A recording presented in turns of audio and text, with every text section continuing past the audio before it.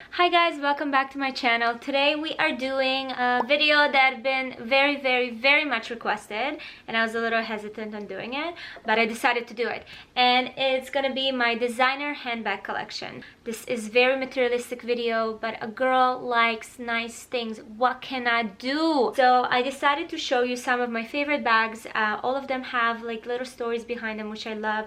I'll show you some of my pride and joy that I purchased for myself, by myself, for myself. I'll give you tips throughout if you are on the market to buy yourself now or in the future a designer bag, what you should look for and what you should avoid, and which were some of my regrets. So the first one that I wanted to show you is definitely the most like prestigious handbag in my collection. This is the Hermès Birkin bag. It looks so big on camera. This is 35 centimeters. This was actually a push present from Gary to me when I was pregnant with our first child with Jakey. This is something that was so hard to get. I don't know why they're making it so difficult. It's obviously all about the marketing. Hermès is an amazing company, very high-end, but like, come on.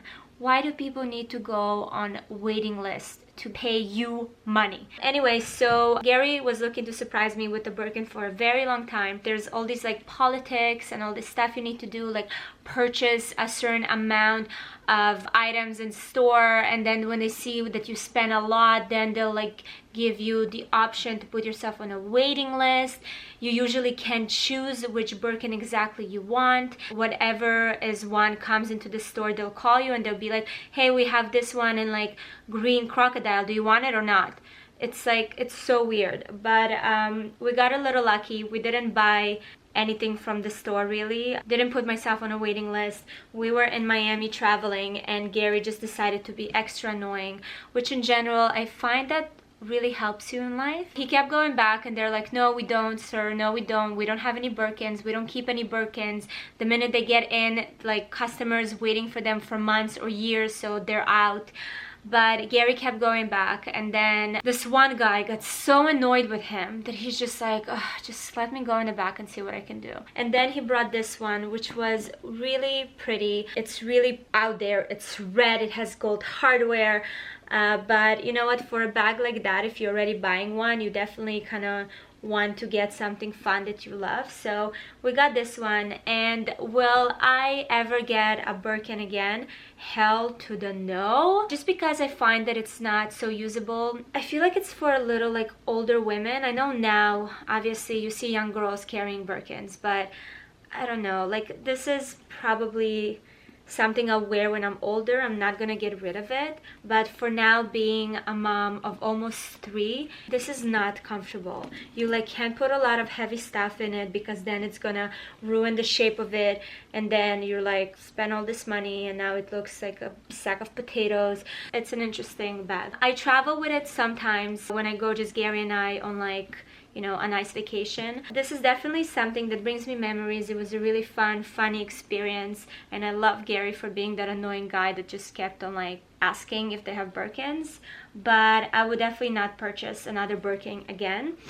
The only bag I would purchase for myself in the future would be a Kelly, which is kind of similar, but it actually has a long strap, so you can either wear it with like handles or use the strap, which is I think a little more manageable for me. So this is it. This is the first bag. When I started getting into designer bags, that didn't happen until I met Gary. I didn't even know how much they cost. I just didn't imagine actually me purchasing one. Had like other things I had to pay for, like food and apartment and stuff. But when I met Gary, he's such a generous, amazing guy, and he introduced me to designer bags in general. In Israel growing up, I didn't even think young girls could own Chanel's or Louis Vuittons or whatever. It wasn't the culture back then.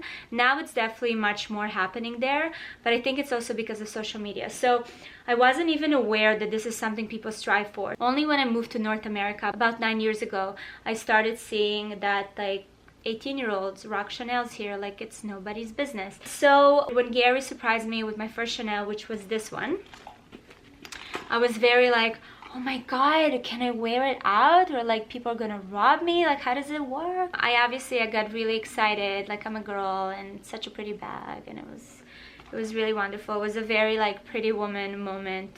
Maybe not Pretty Woman, because she was a prostitute. It was really beautiful. I was living in New York at the time, and he came to visit me, and we went to an event, and I think he was so embarrassed from my little pleather bag that I had with me that he's like, can I take you tomorrow somewhere? And I was like, sure. So he took me to a Chanel boutique, and he's like, choose whatever you want.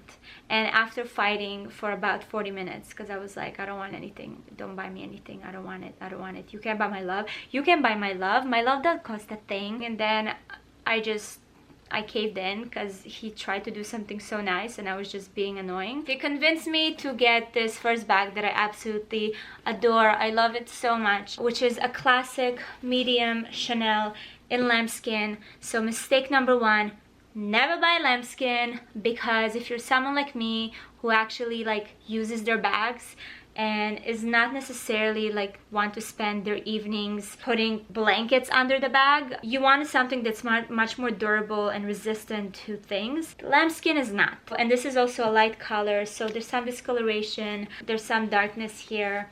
Also, it scratches really easily. I usually wear it for like summer events because the colors just matches most of my wardrobe. The next classic Chanel that I got that was like still absolutely my favorite purchase ever is this one. This is also medium. I always buy the same sizes for my Chanel bags. This is the perfect size for me, where it's not too small and not so big. So you can wear it during the day and you can wear it at night. And this is Caviar with silver hardware. I wanted to do a silver hardware because I think gold with red, as you've seen on the Birkin, is very like, ah! So I wanted something a little more toned down, and I purchased this one in Miami, and still my favorite. It literally upgrades every outfit that I ever wear it with. It's such a bright, awesome color, so beautiful, and it's caviar skin, so it's so like I can wear it with kids and nothing happens. The next one in this collection of the classic Chanels is a classic black one. This is a staple bag. It has gold hardware, the double flap. There's not much to say about this bag, just like it's perfect. And that's it. These are like kind of my three colors that I purchased that I think are such a good kind of staple to have. They go with literally everything in my wardrobe. So this is something that I've obviously built throughout the years. This is not, I bought it at one time. The thing with me and Chanel is very simple. When I started kind of getting into designer handbags, I really wanted to find, you know, what is my style? Like, how do I like to dress? Obviously, you're gonna evolve through the years and your style is gonna change, but for me, it was always kind of like feminine, classic. I wanted to find shapes and colors that will kind of stand the test of time. And there are so many companies out there, so many great brands that are more trendier, more edgy, like Balenciaga and Celine.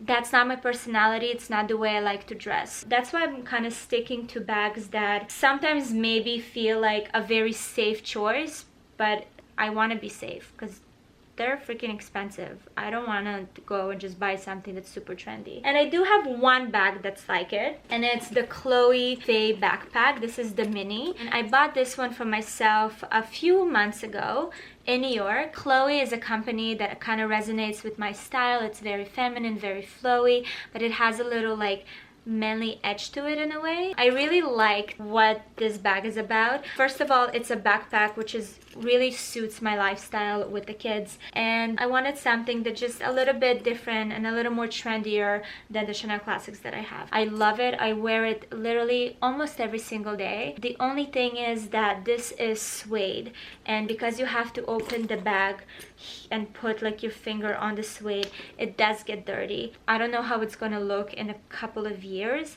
but it still looks pretty. If it's far enough, you don't see the stains, so we're good to go. I was thinking like, why didn't I get a darker color? But honestly, I see people that have these in darker colors, and you can see again suede, there's scratches, there's like spots, so it's kind of inevitable. But this has definitely been like a really cute purchase that I decided to step out of my comfort zone and buy, and I love it.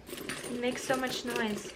My kids know where I am at all times because of this bag. Like, since I'm a mom of 2 boys, I got really into backpacks lately. A backpack that we purchased, the first one of kind of the Chanel backpacks was this one, and we got this in Moscow, Russia. I haven't seen this shape anywhere before then when we traveled last year, so I got really excited. And it has a really interesting like color to it. I really like that it's not necessarily black. It has kind of an eggplant color, but it depends on what you wear and like on the weather outside. It goes from eggplant to kind of like brownish to kind of black, so a very versatile color. And again, it's very, very convenient for me because it has the straps and it's quite roomy. Like you can put a lot of stuff in there, so I will travel with that as well. It is lambskin, so you have to be a little more careful, but so far it's been pretty good. When we purchased that, I was wearing it all the time,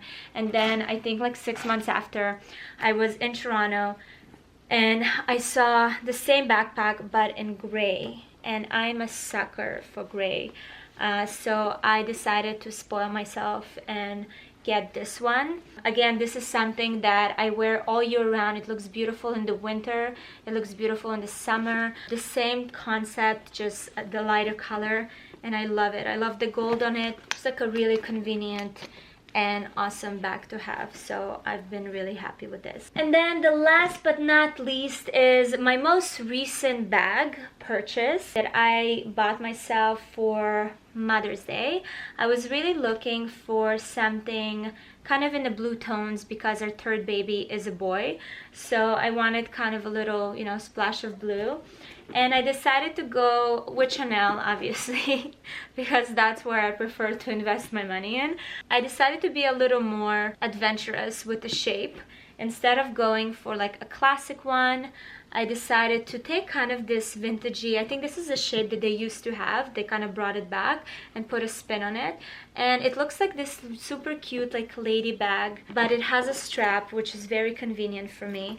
And it's small, but you can kind of wear it during the day and you can wear it at events at night. So I really like the versatility, and I like the fact that the color is like a pop of color. So when I wear beigey, whites, grays, this is such a beautiful accent to it. And that's it. And I got my blue. And this is also caviar because I stopped buying lambskin after the few lambskin that I have.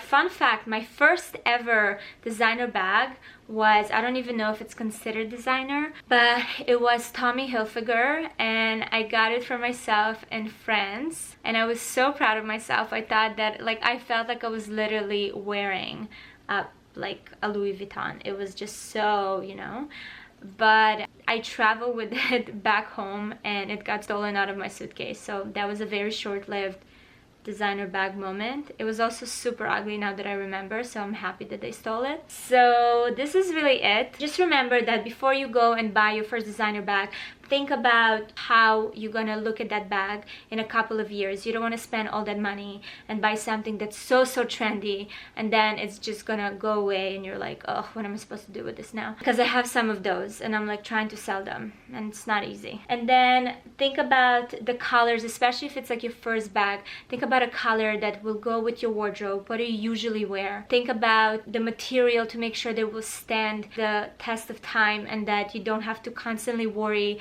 about where you put it down. It's super annoying. So this is it, you guys. If you have any questions about sizes, about colors, I would love to help you out. What was your first designer bag, or what is on your wish list for your first designer bag? I would love to hear. That's it. Thank you so much for watching, and I'll see you guys next time.